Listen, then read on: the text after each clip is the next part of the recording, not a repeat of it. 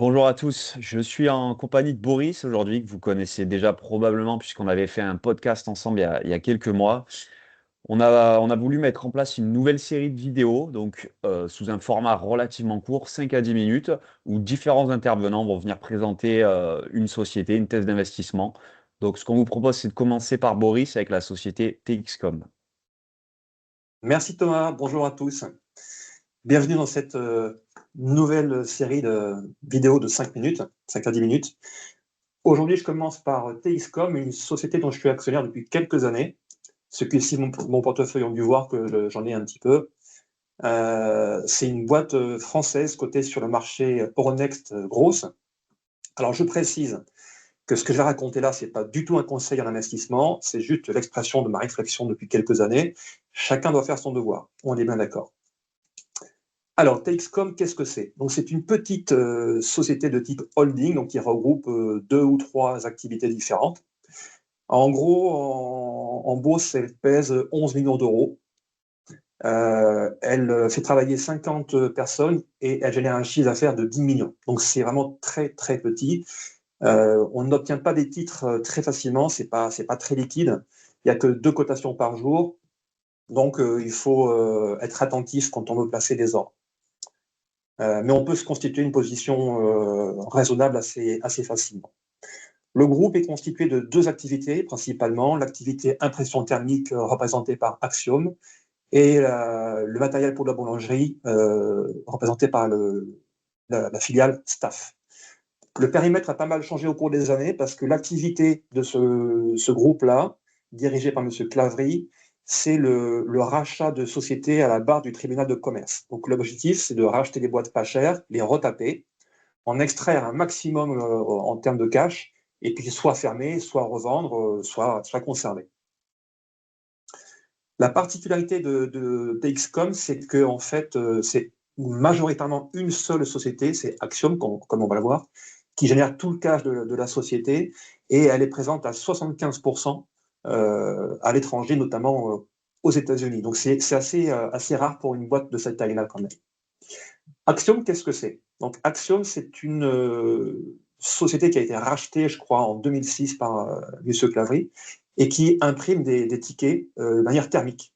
Des tickets, par exemple, qu'on récupère dans les stations-service. Quand vous faites votre plein, vous récupérez un ticket, ben, c'est exactement ce genre de choses que fait TXCom. Donc il y a beaucoup de business qui utilisent encore cette technologie-là, et ça permet à TXCom de générer à peu près 9 millions de chiffres d'affaires par an. C'est un business qui est mature, en fin de cycle. Ça fait quelques années qu'on dit que Axiom va arrêter de travailler. Et puis malgré tout, ça dure, ça dure, ça dure. C'est vraiment ce qu'on appelle une vache à lait, en fait. On extrait tout le cash flow au maximum, tant qu'on peut. Et ça marche encore très très bien, puisque cette année, Axiom a généré 1,5 million de cash flow sur un chiffre d'affaires de 9 millions. C'est énorme. Alors, ce qui est moins énorme, c'est la branche boulangerie qui a été rachetée il y a 2 ans par M. Claverie. Son but, c'était effectivement de retaper ce business et de récupérer du cash au fur et à mesure. Les choses ne se passent pas comme prévu parce que le chiffre d'affaires est très très faible et les pertes sont quand même encore un peu conséquentes. Donc, pour un chiffre d'affaires de 400 000 euros, on perd 200 000 euros par an. Bon, à l'image du, du groupe, c'est pas grand-chose, hein, c'est pas du tout risqué, il n'y a pas de risque, c'est pas grave. Hein.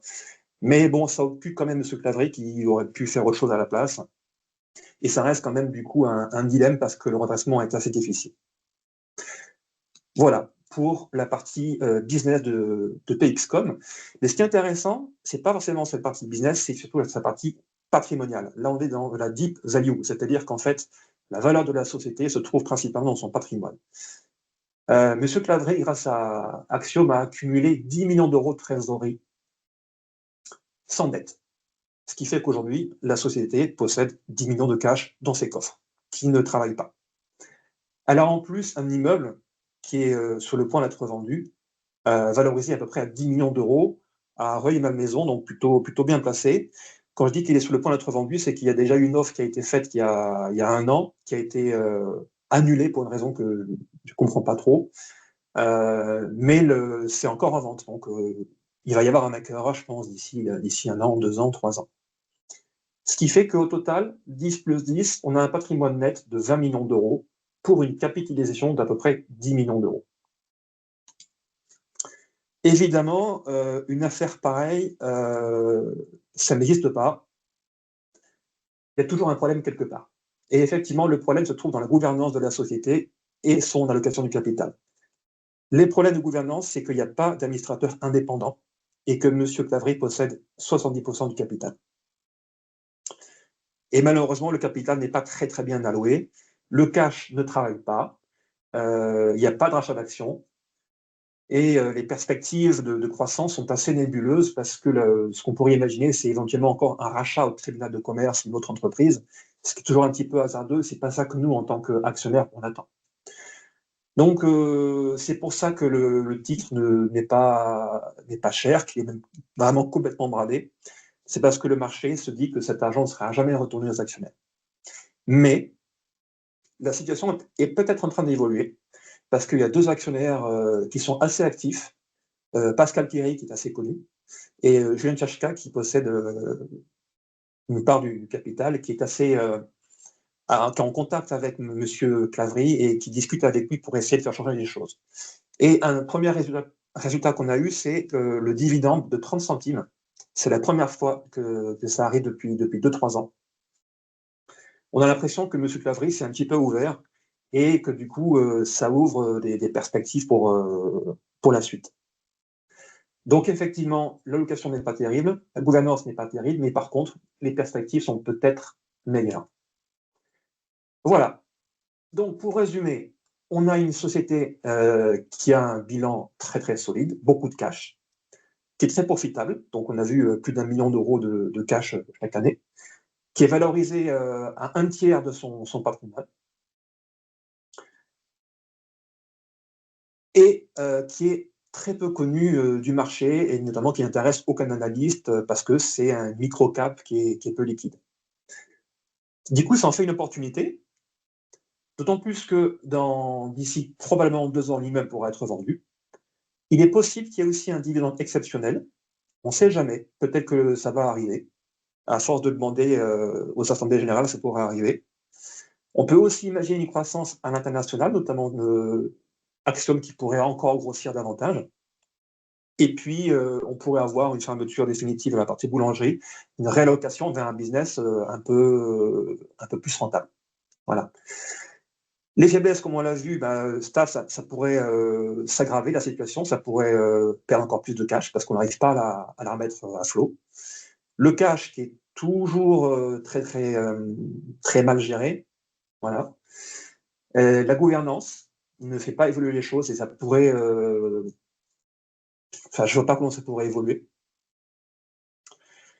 Et le fait que ce soit micro-cap, c'est aussi une faiblesse parce que du coup, il y a peu de gens qui s'intéressent à ce marché-là. Le risque, il y a 2 risques majeurs. C'est la fin de Axiom. Comme je l'ai dit, c'est une vache à lait. Ça fait des années qu'on se dit que ça va se tarir. À un moment donné, ça va forcément arriver, mais on ne sait pas quand. Le risque aussi important pour moi que je vois en deuxième, c'est une nouvelle acquisition ratée, comme la boulangerie par exemple. Ça peut coûter cher à la boîte si M. Claverie achète une boîte qu'il n'arrive toujours pas à retaper. Et puis après, on risque, il y a la faillite de Staff, mais ça on a vu, bon, vu ce que ça pèse, c'est pas très grave. Et le risque, c'est que en 4e place, c'est que les actionnaires se lassent, qu'il n'y ait aucun retour à l'actionnaire. Voilà, et que le cours continue de baisser. Voilà pour moi, Thomas. Ok, merci Boris, c'était très clair. Et puis on se dit à bientôt pour une nouvelle présentation.